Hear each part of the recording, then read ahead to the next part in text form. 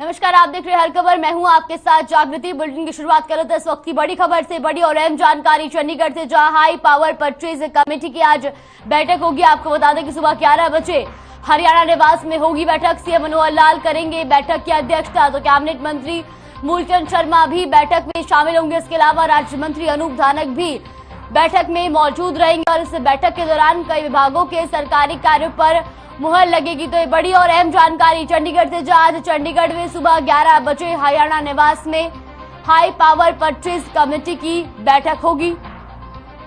आपको बता दें कि इस बैठक की अध्यक्षता सीएम मनोहर लाल करेंगे और इस दौरान बैठक में कई विभागों के सरकारी कार्यों पर मुहर लगेगी। कैबिनेट मंत्री मूलचंद शर्मा भी बैठक में शामिल होंगे। इसके अलावा राज्य मंत्री अनूप धानक भी बैठक में मौजूद रहेंगे। इस बैठक की अध्यक्षता सीएम मनोहर लाल करेंगे और इस दौरान कई विभागों के सरकारी कार्यों पर मुहर लगेगी। सीएम मनोहर लाल करेंगे आज हाई पावर परचेज कमेटी की बैठक की अध्यक्षता। राज्य मंत्री अनूप धानक भी इस बैठक में मौजूद रहेंगे। साथ ही कैबिनेट मंत्री मूलचंद शर्मा भी बैठक में शामिल होंगे और इस बैठक के दौरान कई विभागों के सरकारी कार्यों पर मुहर लगेगी। तो आपको बता दें कि सुबह 11 बजे हरियाणा निवास में इस बैठक का आयोजन किया जाएगा और इस बैठक की अध्यक्षता सीएम मनोहर लाल करेंगे।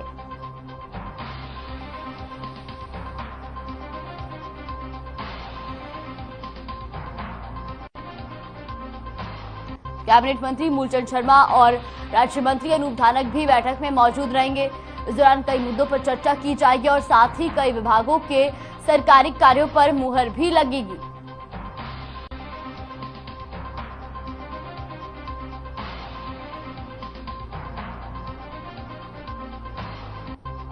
तो आपको बता दें कि राज्य मंत्री अनूप धानक और कैबिनेट मंत्री मूलचंद शर्मा भी हाई पावर परचेज कमेटी की इस बैठक में शामिल होंगे, जिसकी अध्यक्षता सीएम मनोहर लाल करेंगे और सुबह 11 बजे हरियाणा निवास में बैठक।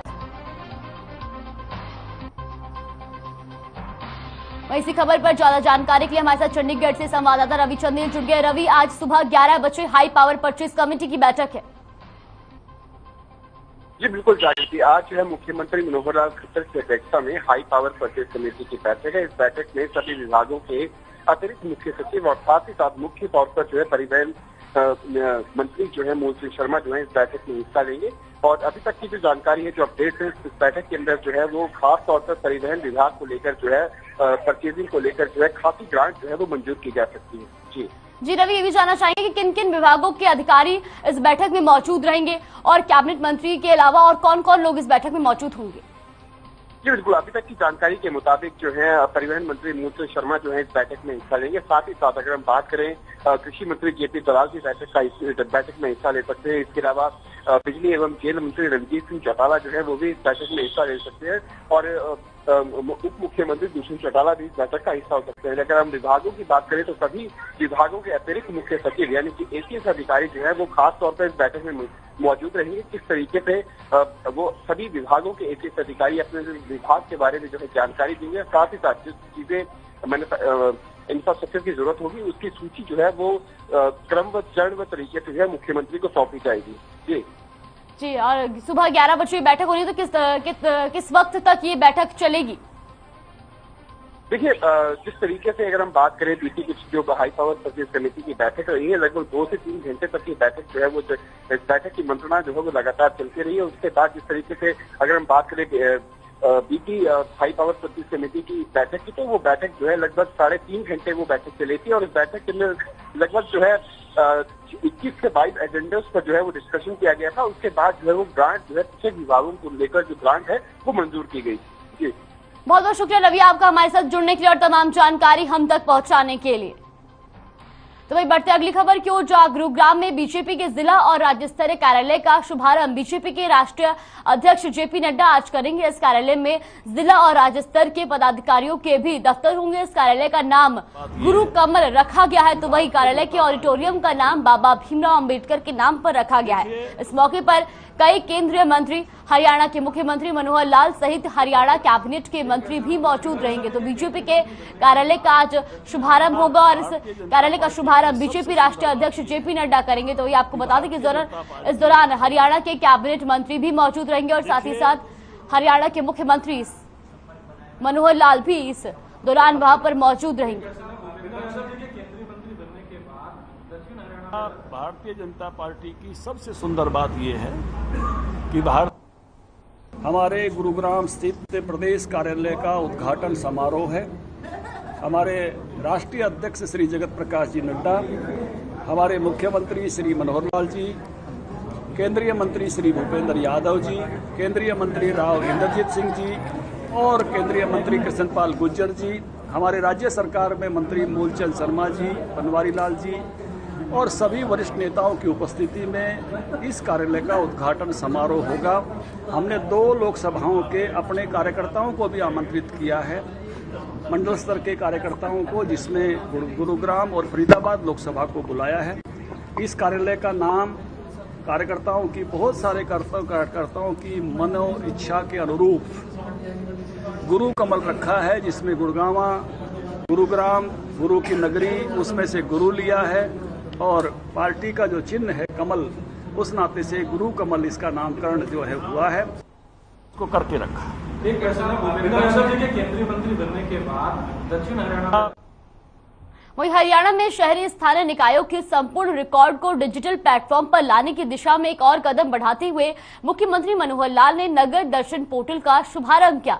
इस अवसर पर मुख्यमंत्री ने कहा कि अब नागरिक अपने वार्ड से संबंधित किसी भी प्रकार की मांग नगर दर्शन पोर्टल पर डाल सकेंगे। इसके अलावा वो इस पोर्टल पर शिकायतें और सुझाव भी दे सकते हैं, जो आगामी कार्रवाई के लिए विभाग को प्राप्त हो जाएगी। मुख्यमंत्री ने कहा कि नगर दर्शन पोर्टल के शुभारंभ से अब हरियाणा के प्रत्येक निकायों में क्रियान्वित किए जा रहे हैं। विकास कार्यों समेत नए विकास कार्यों की मांग का संपूर्ण डाटा ऑनलाइन उपलब्ध होगा। तो चंडीगढ़ में सीएम मनोहर लाल ने नगर दर्शन पोर्टल का शुभारंभ किया। वही पोर्टल पर अपलोड अब अपनी सभी मांग जो है वो आम जनता कर सकती है और इसका सारा डाटा भी ऑनलाइन होगा।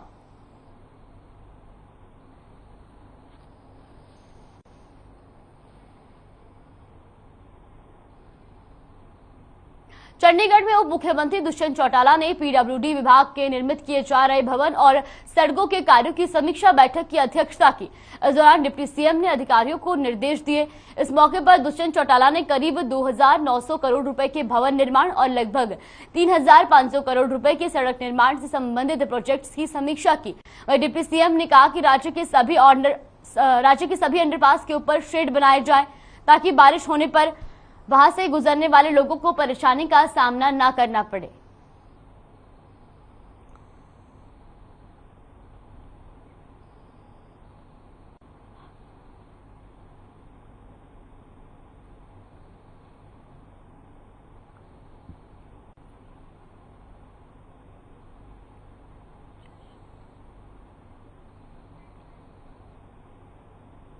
बहुचर्चित जश हत्याकांड में करनाल पुलिस की एसआईटी टीम ने बुधवार को 2 और आरोपियों को गिरफ्तार कर लिया। आपको बता दें कि दोनों ही महिला आरोपी हैं और दोनों महिला आरोपियों को गुरुवार 14 अप्रैल को अदालत में पेश किया जाएगा। दोनों महिला आरोपियों के संबंध में जांच में ये खुलासा हुआ है कि दोनों ने सबूत मिटाने के लिए बच्चे के शव को अपनी छत से पड़ोसी के घर की छत पर फेंक दिया था।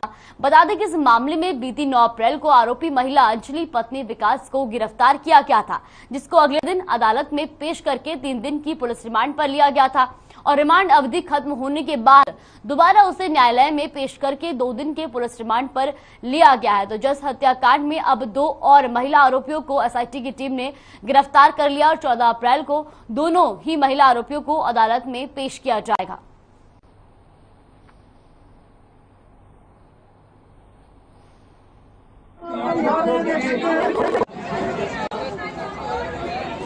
तीन दिन के पुलिस रिमांड पे लिया था। आज 3 दिन का जो पुलिस रिमांड था आज खत्म हुआ था और रिमांड खत्म होने के बाद हमने आज इनको दोबारा पेश किया है और 2 दिन का आगे का फिर पुलिस रिमांड लिया है, क्योंकि इसमें काफी पूछताछ करनी और कुछ चीज रिकवर करनी बताया है। जो इस रिमांड के दौरान वो सारी क्यों मारा सर, मारा क्यों है, मारा क्यों है, कारण क्या है? वो अभी क्लियर जैसे ही होगा। इस 2 दिन का रिमांड इसलिए हमने बढ़वाया ताकि एक चीज प्राथमिक तौर पर क्या निकल चीज फाइल पे आ जाए। जो भी मिलेगा वो सब। सर किसी और की भी गिरफ्तारी? पहले तो अंजलि का मेडिकल करवाया गया, फिर सीआईए 2 इंचार्ज जो मोहनलाल है उन्होंने अंजलि को यहाँ इंद्री कोर्ट में पेश किया और कोई संतोषजनक जवाब मोहनलाल जी मीडिया को नहीं दे पाए और जनता मेरे परिवार में भारी असंतोष है और कोई ऐसा कोरिलेट नहीं हो रहा, कोई कड़ी से कड़ी नहीं जुड़ रही और पुलिस की जो ये प्रक्रिया है ये धीमी है और परिवार और समाज और इलाके के लोग और जिले के और प्रदेश के और देश के लोग परिवार की कार्रवाई से भी संतुष्ट कहीं भी नजर होते नहीं दिखाई दे रहे। और इसमें हमारा ये मानना है, अंजलि अकेली जब एक छोटे बच्चे को दवाई डाली जाती है, उसके मुंह में दवाई भी डाली जाती है, तो एक औरत अकेली नहीं डाल सकती, उसके हाथ भी पकड़ने पड़ते हैं। तो अंजलि के साथ और भी इसमें लोग हैं और लोगों की गिरफ्तारी पुलिस को जल्द से जल्द करनी पड़ेगी। कुरुक्षेत्र के थाना सदर थानेश्वर पुलिस के अंग्रेजी शराब से लदे ट्रक को चेकिंग के दौरान पकड़ा। आपको बता दें कि इस दौरान चेकिंग में 720 पेटी अंग्रेजी शराब की बरामद की गई। साथ ही माल मुकदमा को ड्यूटी मजिस्ट्रेट और थाना प्रभारी की देखरेख में नष्ट किया गया। तो 720 पेटी अवैध शराब की चेकिंग के दौरान जहां पुलिस ने पकड़ी तो वही उसके बाद अंग्रेजी शराब को नष्ट कर दिया गया है।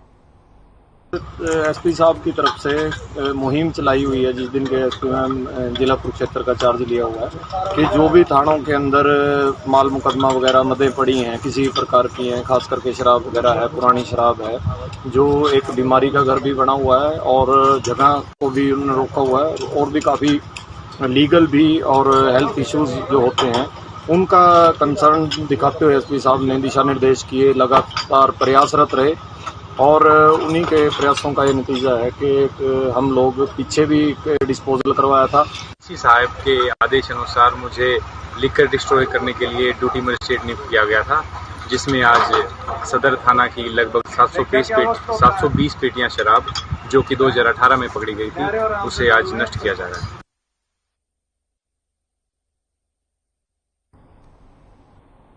खबर सिरसा से है, जहां सरदूलगढ़ रोड पर बने ओवरब्रिज के नीचे ओवरटेक के चक्कर में कार और पंजाब रोडवेज की बस की आपस में जोरदार टक्कर हो गई। एक्सीडेंट इतना भयंकर था कि कार के आगे का हिस्सा बिल्कुल खत्म हो गया। एक्सीडेंट के समय कार में 3 लोग सवार थे, जिसमें तीनों को नागरिक अस्पताल भिजवाया गया है, जबकि बस चला रहे ड्राइवर और सवारियों को थोड़ी चोट आई है। सूचना मिलने के बाद सिविल लाइन थाना पुलिस मौके पर पहुंची। उससे पहले ही पीड़ितों को अस्पताल भिजवाया जा चुका था।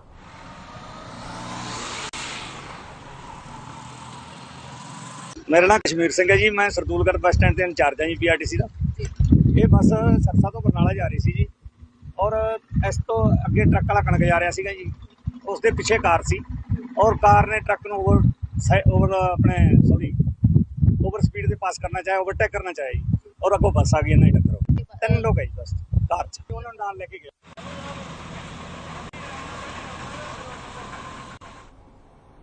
देश में कोरोना फिर से सक्रिय होता नजर आ रहा है, जिसके चलते एक दिन में 1007 कोरोना के नए मामले सामने आए हैं और कोरोना के चलते एक मरीज की मौत हो गई, जबकि 818 लोगों ने कोरोना को मात दी है, जिसके बाद देश में कोरोना का रिकवरी रेट 98.76% हो गया है।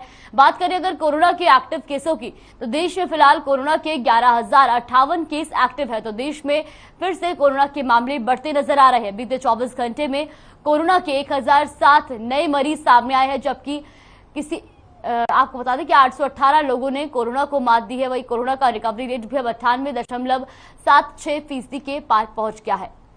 तो देश में इस वक्त 11,058 कोरोना मरीज एक्टिव हैं।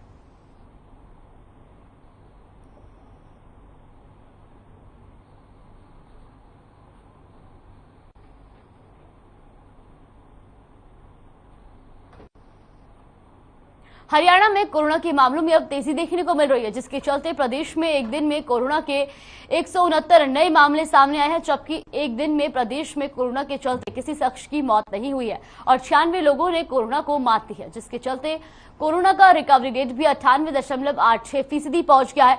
वहीं गुरुग्राम में कोरोना के 146 नए मामले सामने आए हैं, जबकि फरीदाबाद में 27, सोनीपत में 1 और करनाल में 3 कोरोना संक्रमित पाए गए हैं। तो हरियाणा में भी फिर कोरोना के मामले बढ़ते नजर आ रहे हैं।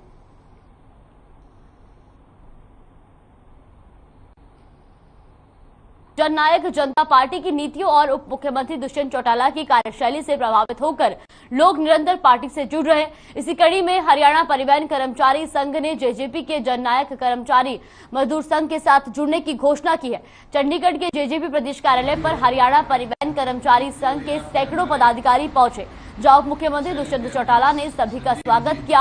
इस दौरान डिप्टी सीएम ने विश्वास दिलाया कि जेजेपी ने हमेशा कर्मचारी और श्रमिक वर्ग के हितों का ध्यान रखा है और उनके कल्याण के लिए वो निरंतर कोशिश करते रहे। हमारी ओर से हो पाई जितने आपके राइट्स के लिए प्रदेश का जो कर्मचारी यूनियन है, रमेश शोकन जी उनके प्रधान हैं, उनके नेतृत्व में डिप्टी चीफ मिनिस्टर साहब को मिलकर के उनकी जो यूनियन है उस यूनियन का JKMS के साथ जोड़ने का निर्णय लिया है, आश्वासन दिया है और कम से कम 100-110 लोग सारे हरियाणा भर से, हर जिले से अलग अलग आकर के उन्होंने आश्वस्त किया है कि हम पूरी की पूरी यूनियन आप लोगों के साथ मिलकर के JKMS में काम करेंगे। जननायक कर्मचारी मजदूर संघ एक हिस्सा है। जो जननायक कर्मचारी मजदूर संघ का मुख्य कार्य है मजदूरों और सरकारी कर्मचारियों या करंट सरकारी कर्मचारियों की तमाम मांगों को लेकर के या उनकी समस्याओं को लेकर या किस प्रकार से उनको ज़्यादा से ज़्यादा लाभान्वित किया जा सके, उसको सोच को लेकर के जननायक कर्मचारी मजदूर संघ का गठन हुआ था। उसी की शुरुआत को लेकर के आज रोडवेज विभाग से एफिलेटेड हरियाणा परिवहन कर्मचारी संघ को आज संबंधित करके सदस्यता दी गई है और हमारा यही आगे आने वाले समय में यही टारगेट है कि हम कोई विभाग ऐसा नहीं होगा जहां जननायक कर्मचारी मजदूर संघ से संबंधित हमारी यूनियन उस विभाग में ना हो। उसके तहत हमारी आंगनबाड़ी से हो, चाहे बिजली बोर्ड से हो, चौकीदार यूनियन से हो या फिर अध्यापकों में हो, जितने भी बड़े सेक्टर में काम विभाग हैं उसमें हमारी, या फिर प्राइवेट डिपार्टमेंट्स हैं, जिस भी जहाँ इंडस्ट्रीज में 500 से ज्यादा की सदस्यता कर्मचारी वर्कर काम करते हैं। हमारी ओर से हो। गुरुग्राम पहुंचे कांग्रेस के प्रदेश प्रभारी विवेक बंसल ने बढ़ती महंगाई को लेकर बीजेपी पर निशाना साधा और बीजेपी की कार्यशैली पर सवाल उठाते हुए कहा कि सरकार की तरफ से जो वादे और दावे किए गए थे वो धरातल पर बिल्कुल नजर नहीं आ रहे। पिछले काफी समय से पेट्रोल डीजल के दामों में लगातार इजाफा हो रहा है, इसका असर ट्रांसपोर्ट इंडस्ट्री पर भी पड़ रहा है। वही अध्यक्ष कुमारी शैलजा के इस्तीफे पर जब बात पूछी गई तो उन्होंने चुप्पी साध ली।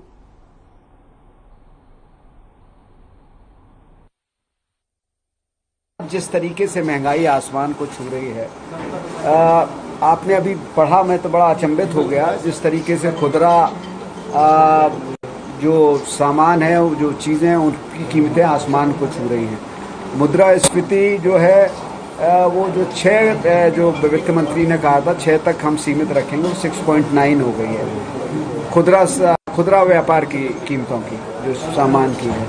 और आपको अचंभा होगा कि नींबू आज 250 रुपए किलो हो रहा है और उत्तर प्रदेश में नींबू को लेकर ही चोरी हुई है।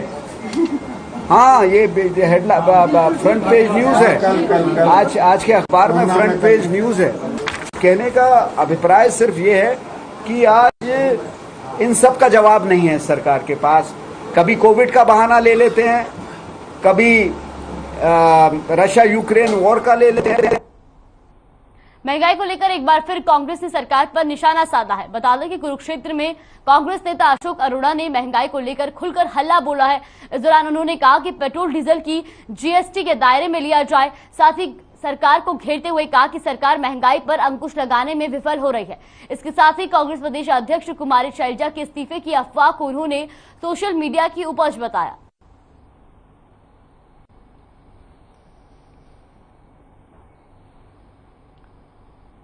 तो महंगाई को लेकर कांग्रेस का हल्ला बोला। आपको बता दें कि अशोक अरोड़ा ने सरकार को महंगाई को लेकर घेरा है और साथ ही कुमारी शैलजा के इस्तीफे पर उन्होंने कहा कि ये सोशल मीडिया की उपज है। खबर करीना से है, जहां दक्षिणी रेंज के आईजी एम रवि किरण ने रिबन काटकर सिटी थाना का शुभारंभ किया। इसके साथ ही थाना परिसर में हवन यज्ञ का आयोजन भी किया गया। बता दें कि दक्षिणी रेंज के आईजी एम रवि किरण ने करीना पहुंचने पर लोगों ने पगड़ी पहनाकर उनका स्वागत किया।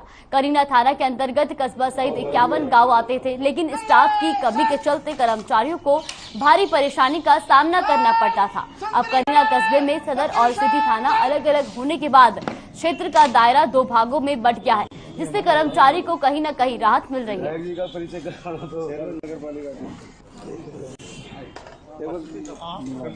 ऑलरेडी बता दिया, यहाँ पूरा अपराध पर पुलिस अंकुश लगाएगा और मैं मानता हूँ महेंद्रगढ़ डिस्ट्रिक्ट में नफरी का थोड़ा कमी है, वो जल्दी हमने पूरा किया जाएगा और मैं जनता से सहयोग मांगता हूँ। इनका अपराध को अंकुश लगाने के लिए पुलिस के साथ कोऑपरेशन करेगा और पुलिस को मदद करेगा। के अनुसार आज हमें कनीना कस्बा जिस तरह से इसका विस्तार हो रहा है, यहाँ पर क्राइम का जो ग्राफ है वो भी एक अलग लेवल का होता जा रहा है। जो क्राइम था पहले जो क्राइम था वो रूरल, एक टिपिकल रूरल क्षेत्र में जैसा होता है वैसा था, तो आज समय के साथ जो क्राइम है वो अर्बन एरिया का क्राइम भी आया है। तो उसमें हमें एक नए पुलिस थाने की ज़रूरत महसूस हुई और इसी के बारे में हम इसके लिए काफ़ी समय से प्रयासरत रहे थे। तो आज ये हमारे प्रयास जो है वो फलीभूत हुए और आज हमें पुलिस थाने की सैंक्शन मिली और माननीय आईजी साहब द्वारा इसका आज शुभारंभ किया गया। कैथल के नागरिक अस्पताल में इलाज के नाम पर मरीजों के साथ स्वास्थ्य के साथ खिलवाड़ किया जा रहा है। आपको बता दें कि जहां अस्पताल में पिछले 1 महीने से सीबीसी यानी कंप्लीट ब्लड काउंट की जांच करने वाली मशीन खराब पड़ी है, वह विभाग मशीन को ठीक करवाने की बजाय मरीजों की सीबीसी जांच करवाए बिना ही काम चला रहा है। इतना ही नहीं, टेस्ट बंद होने से फिजिशियन ने मरीजों को सलाह तक देना बंद कर दिया है, वो भी सिर्फ हीमोग्लोबिन लिख देते हैं ताकि मरीज को जांच के लिए बाहर न भटकना पड़ा। उसके बाद अंदाजे से लक्षणों के आधार पर ही दवाइयां लिखी जा रही हैं, लेकिन उसके बावजूद अधिकारी बेपरवाह बने हुए हैं।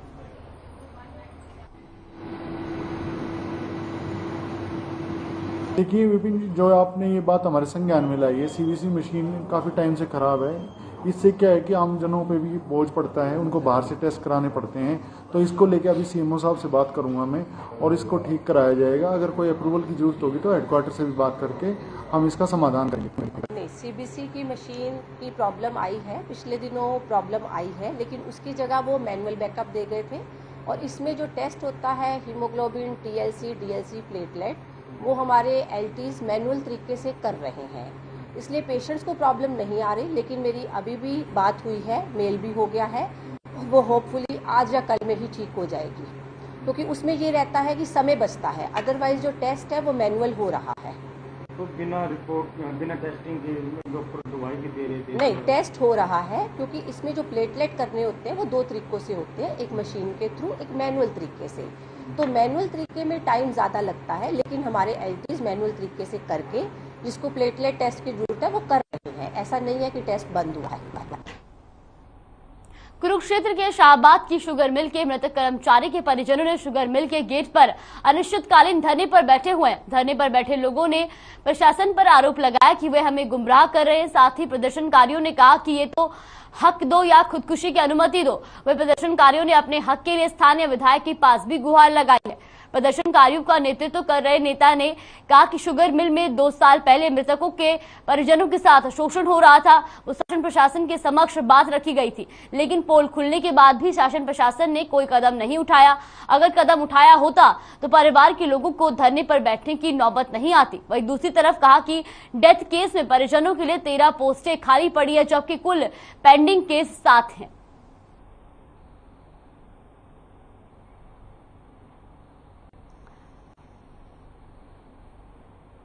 तो कुरुक्षेत्र का ये पूरा मामला है, जहां पर मृतकों के परिजन शुगर मिल के बाहर अनिश्चितकालीन धरने पर बैठ गए हैं। हरियाणा के यमुनानगर में विजिलेंस की टीम ने फूड एंड सप्लाई विभाग के एक सब इंस्पेक्टर को 20,000 की रिश्वत मांगने के आरोप में गिरफ्तार किया है। बता दें कि यमुनानगर के विभिन्न राशन डिपो पर अनाज की सप्लाई के लिए सरकार ने टेंडर के माध्यम से प्रवीण कुमार के नाम ठेका अलर्ट किया है। प्रवीण कुमार ने विजिलेंस को दी शिकायत में आरोप लगाया कि वह फूड सप्लाई विभाग के सब इंस्पेक्टर रजनीकांत से बिल वेरीफाई और ड्रॉ करवाने के लिए कहा, तो उसने 20,000 रिश्वत की मांग की। वह रिश्वत देकर काम नहीं करवाना चाहता था, इसलिए उसने विजिलेंस में शिकायत की, जिसके बाद विजिलेंस की टीम ने इस संबंध में मुकदमा दर्ज करके आरोपी सब इंस्पेक्टर रजनीकांत को गिरफ्तार कर लिया है।